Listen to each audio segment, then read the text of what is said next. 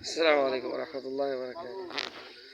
الحمد لله وحده والصلاة والسلام على من لا نبي بعده. قال عز وجل: لا الشمس ينبغي لها أن تدرك القمر ولا الليل سابق النهار وكل في فلك يسبحون.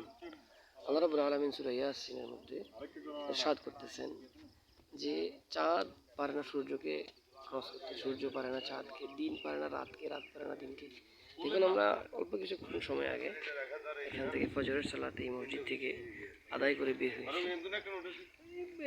ফজরের সালাত বের হওয়ার অল্প কিছুক্ষণের মধ্যেই আমরা সচরাচর আমাদের সমতল জায়গার মধ্যেও দেখি না, কিন্তু এখন দেখেন 15-20 মিনিট পরেই এখানে সূর্য উদিত হয়ে গেছে। মাশাআল্লাহ, আস্তে আস্তে এটা আরও উপরে আসবে, তার তাপের প্রখরতা বাড়বে, দিনের আলো আরও আলোকিত হবে, তারপর আবার সে তার নিজ গন্তব্যে ঘূর্ণায়মান হবে।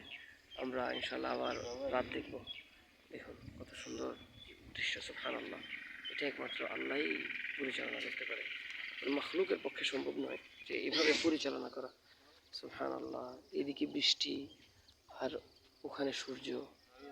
সুবহানাল্লাহ, সুবহানাল্লাহ, সুবহানাল্লাহি ওয়া বিহামদিহি, সুবহানাল্লাহিল আযীম, আল্লাহু আকবার।